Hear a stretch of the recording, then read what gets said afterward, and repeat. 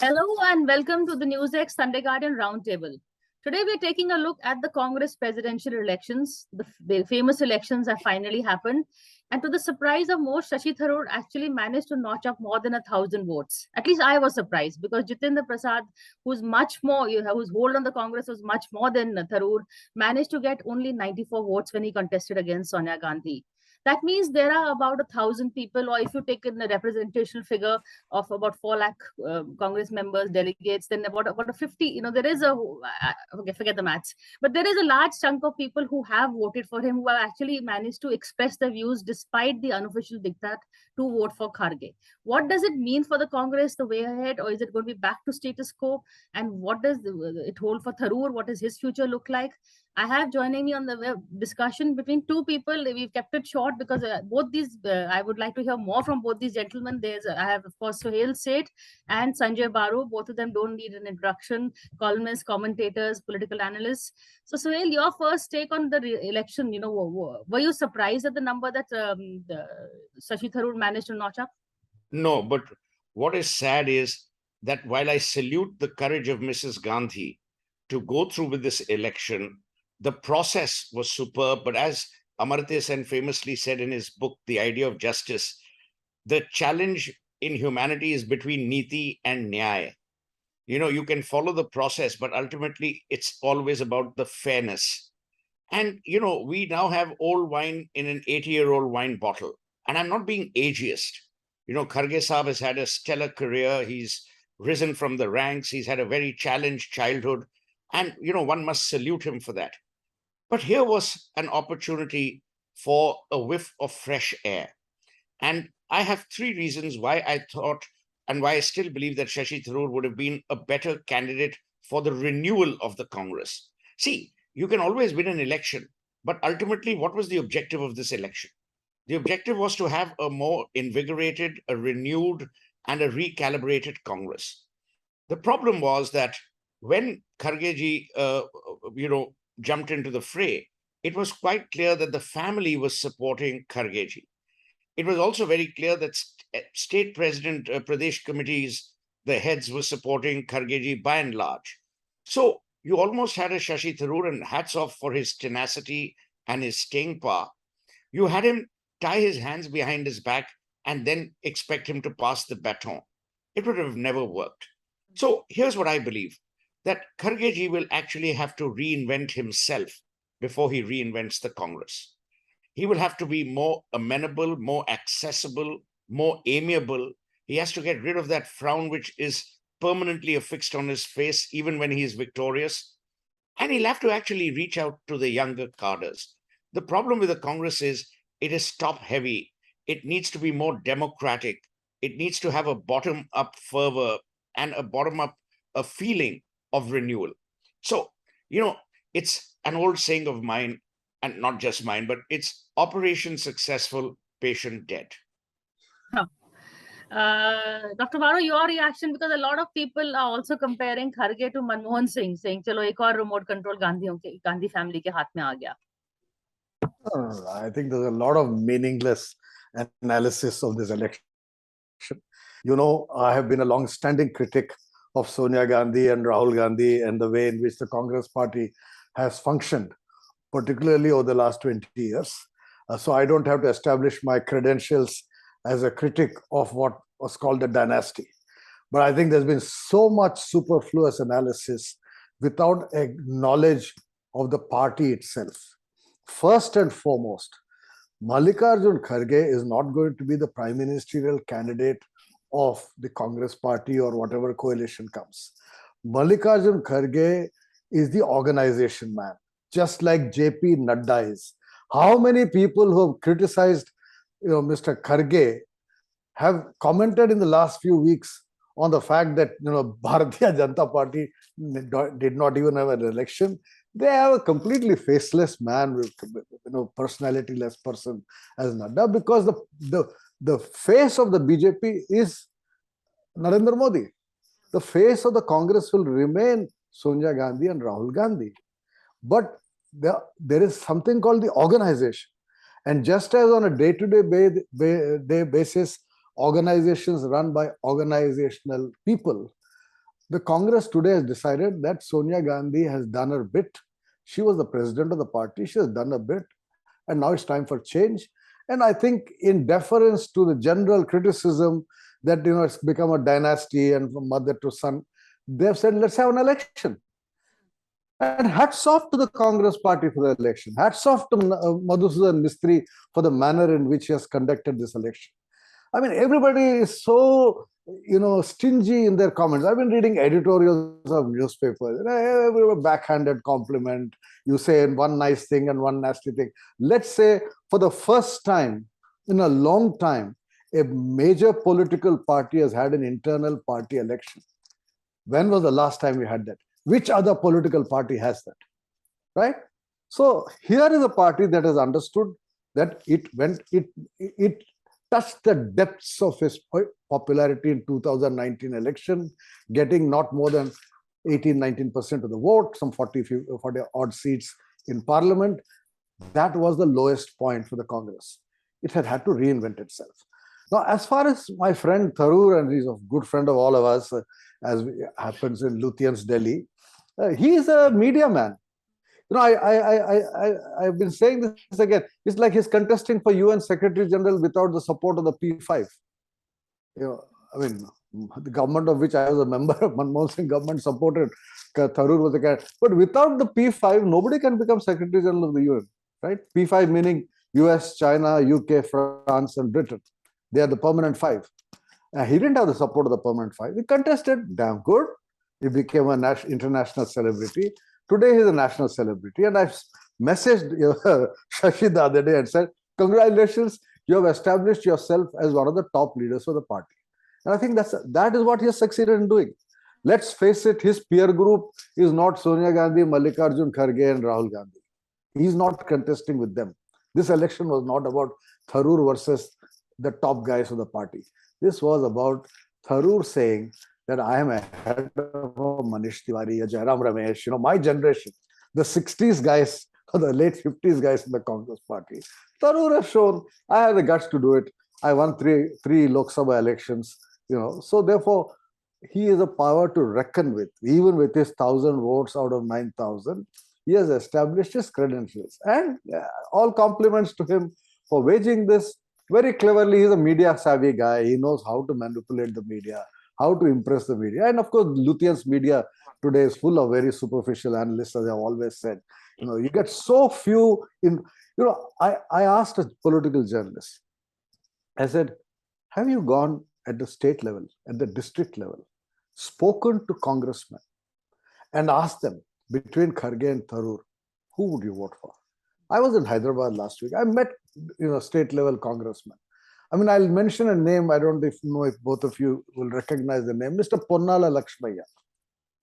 Ponnala Lakshmaya was president of the Telangana Pradesh Congress Committee, TPCC.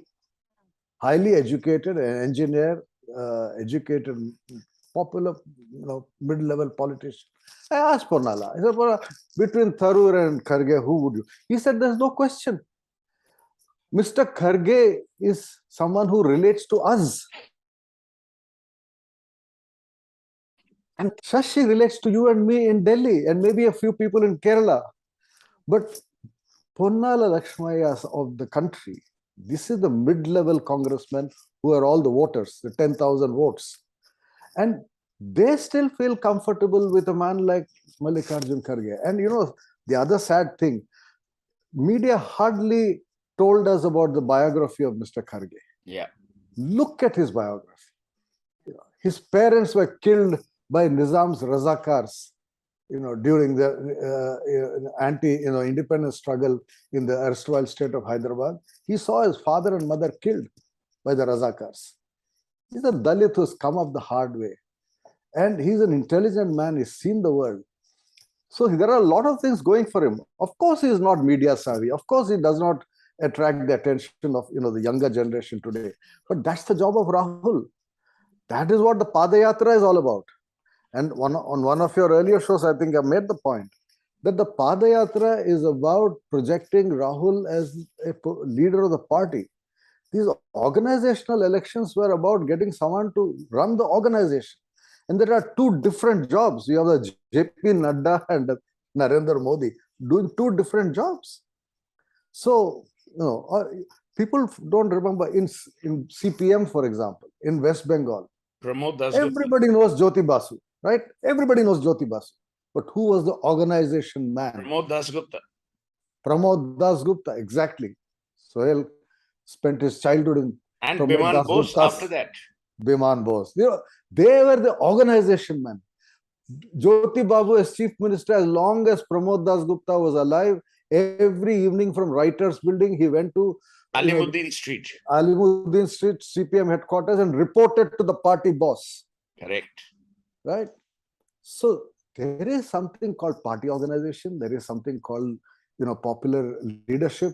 So I think Shashi did a damn smart thing. He's now established himself as one of the top leaders of the party. But Kharge ji is the man who has to revitalize the organization.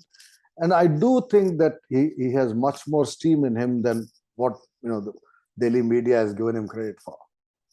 Fair enough. In fact, if I could add one line, even Kharge is also the consensus man. More than revitalization, he is to hold the party together, which happened in his nomination. G23 voted for him. Gehlot went, Sachin went. So all the factions have come together for Kharge. So that itself is a good sign. And yes, the Congress has got the best headlines it has in the last 8 years because of the Yatra and because of Kharge. Sohail, do you see this working? He's a sort of Nadda who will do the organizational details stuff while Rahul becomes the face of the party. See, when you say organizational detail, and I agree with Sanjay totally in his analysis, but when you actually pull back, and as I said, everything is linked to outcomes in our lives. Consumers don't buy brands, they buy benefits. The outcome has to be defined for Kharge as much as it has to be defined for Rahul. If Rahul is going to be the person who the people of India can relate to, be aligned with, and respect for now his mass outreach, Kharge must earn that respect for bringing the party cadre up. The problem is not Kharge ji. The problem is for 22 years, if you run the family in a particular way, then it's very difficult for that family to attune itself to another way of running.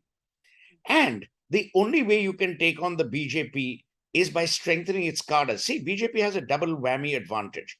They have their own cadres, and then they have the entire heft of the RSS, pushing its way through. Today, the Congress is a defeated party because please remember, cadres get motivated only when the party wins. Cadres don't get motivated on platitudinal stuff. Sanjay mentioned the CPIM. It was a well-known fact that the Communist Party's cadres were the people who made the Jyoti Babus and the Buddhadev Bhattacharyas win. They couldn't have won it on their own. They had infiltrated every taluka, every district, every village.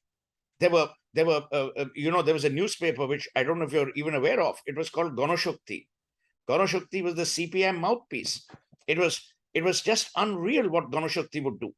And in order to promote the philosophy of the CPM at that point in time, Ganashakti used to be pasted on village walls for people to read. Now, that is the kind of outreach that the Congress needs. What has happened is the Hemanta Biswa Sarmas, the Scindias, when they left, one of their grouses was that the leadership was inaccessible. Because at that time, the leadership and the organization were one. Today, you're doing what happened in Middle England, the separation between the church and the state. And I think that separation will hold the Congress well. And look, I hate all political parties, but it is in my interest as an Indian for the Congress to succeed. Because if the Congress succeeds, we have a democracy. Otherwise, we have a one-party system, and we might as well run a presidential form of government. Okay, so let's see if the Congress' latest move can save our country from becoming a one-party government, which is where we are headed really. But a quick break. After that, I'm going to come back and talk to Dr. Baru. So just stay with us.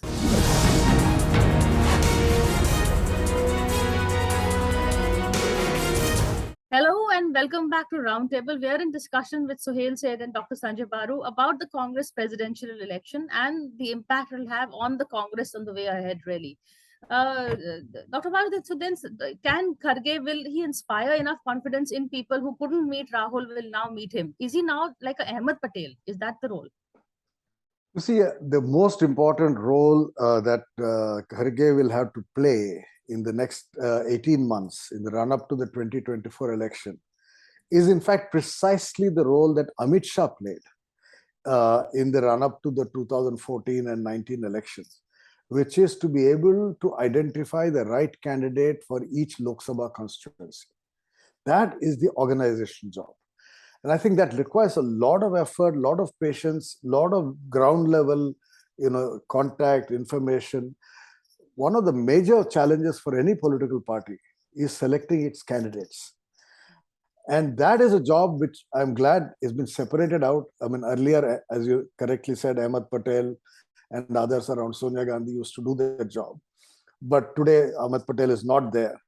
And rather than leave it to either Mrs. Gandhi herself or Rahul Gandhi or Priyanka, who should in fact be doing what Rahul is now doing,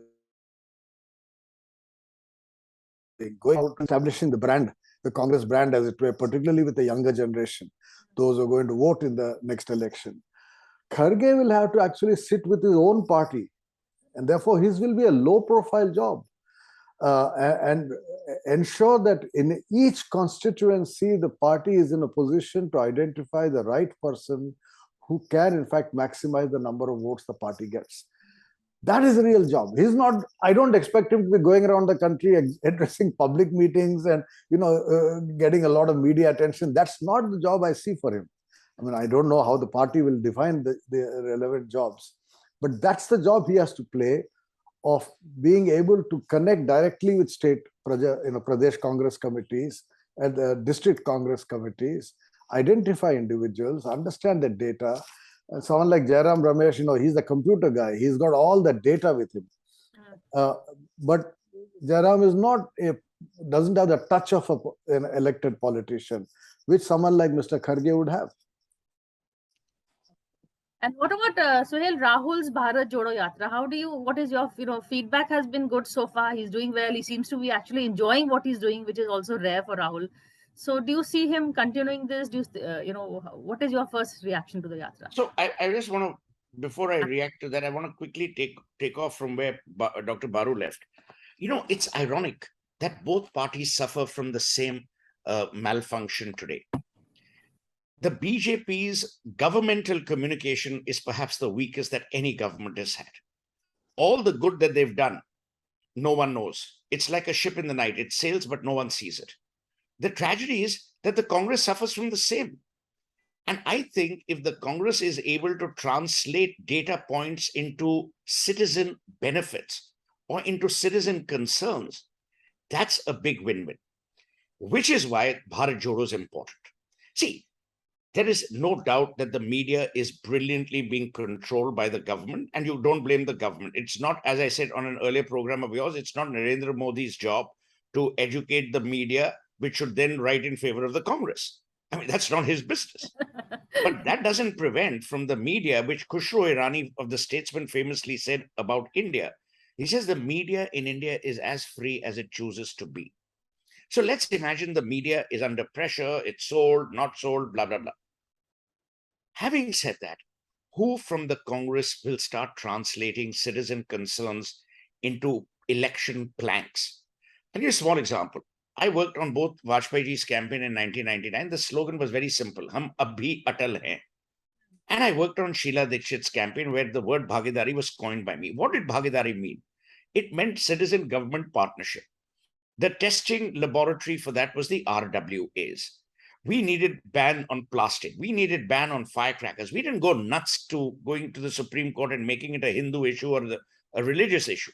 We said, my Delhi, I care. And we decided that the children would create great pester power on their parents to not give them firecrackers. Because the justification by parents was, hum apne bacche ke liye fuljadi khareed rahe hain.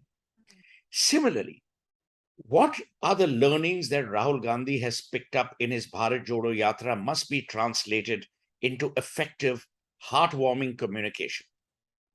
Consumers don't buy brands they fear or they hate. They buy brands they love. They only love brands out of selfishness and out of self-serving interest. So what are the issues that Bharat Jodo Yatra will raise are more critical? See, The Padayatra is again the process. It's like asking people, why did, and when Gandhiji went on the Dandi March, please go back into contemporary history, Pandit Nehru was pretty upset. But the march was only the means to an end. But Gandhiji had defined what the end was. I mean, for God's sake, it was a march around salt, but it was actually a march around independence. It was a march for freedom. Congress has to pull back and decide what is that march going to be for, and how each state's issues will be summed up as they do state border crossings. So suppose I'm moving from Karnataka, or I've moved into Karnataka, and when I leave the shores of Karnataka or the state lines, what is it that I'm going to say? That these are the things all of you have taught me. People want to believe that they are teachers rather than they are disciples or students. And I think if they get this communication right, which, by the way, they should thank you for, because it's all free advice, I think it'll work. Because people's interests are always about themselves. Gallup did a poll in the United States in the mid-90s when asked, oh, what do people love? They love their family first. They love their community second. Then they think about the country. So first raise the issues that are germane to people. And that's when things will move. So I have a lot of belief that the Bharat Jodo Yatra is good. It was possibly the only strategic move he had left, and which he's done well because he's stayed on. There are no intermittent trips overseas. He stayed the course. And I think that's important. He's shown up and he's been there. Rahul Gandhi, for him, that itself, Sanjay, seems to be like, a huge step. And he's also now walking his talk. Are you hopeful the Yatra will continue and keep the momentum? Dr. Baru? See, first of all, what has the Yatra done already? The biggest handicap that Rahul Gandhi had after 2014 was to be seen as Papu and an object of ridicule. In my book, The Accidental Prime Minister, I said that in politics, it is all right to be loved or hated, but ridiculed. Never ridiculed. Never ridiculed. And the problem for Manmohan Singh after 2012 was that he had become an object of ridicule. Today, if you look at social media, Rahul Gandhi is no longer an object of ridicule. Absolutely. I mean, even the BJP's worst social media handlers seem to be thinking twice. They are unable to play the old game out. So I think the Yatra, in a sense, has altered that image. You can no longer dismiss this boy as Papu. On the other hand, if you see the Twitter for the last couple of weeks, the biggest object of ridicule has become Nirmala Sitharaman. Yes. When all the jokes, I mean, it's amazing. I've never seen it. I've been in the financial media now for the last 20 years, or 30 years, in fact. I've never seen a finance minister ridiculed in this manner. She's become an object of ridicule. While Rahul is no longer an object of ridicule. So I think that's the transformation that the Bharat Jodo Yatra has done, which is to show these television viewing audiences, the urban Indian audiences, the social media guys, tweeting all kinds of nonsense, that look, this guy has a touch. He's got a local touch. He's got a people touch. He's there in the village in Karnataka or Kerala, and people are with him and they're hugging him and he's holding hands. That was important. That was necessary. It was never done. I mean, my criticism of Rahul Gandhi, if you remember, even in my book, was that he assumed prime ministership was for his asking, that this was inheritance. And now he has realized that he has to work for it, that he has to walk thousands of kilometers across the country to make that connect, which I think is connecting. So it will be an interesting, the next 6 months will be an interesting period in Indian politics. And let's see what happens. Thank you both for this conversation. As you said, next 6 months are going to be interesting. Let's see what the Congress does or doesn't do, whether Gujarat and Himachal has an impact on the image of Rahul Gandhi and the new Congress president or not, because I think the results are foregone. And of course, Rahul's image. I agree, because what Congress spokesperson are now coming and saying, "Aap kehte the drugs leta hai, aap kehte the girlfriend ke sath ghumta hai, kahan kar raha hai? 24 hours he's with the people, he's with you." So that image of him is being nailed very effectively by the Yatra. What he does with it, does he make it into important communication? communication tool, as Suhail has suggested. That's something we're going to be waiting and watching and seeing. And I'm going to have you both back. This is an incredible conversation. Thank you so much, both of you, for this. Thanks. Thank you. Thank you, Priya.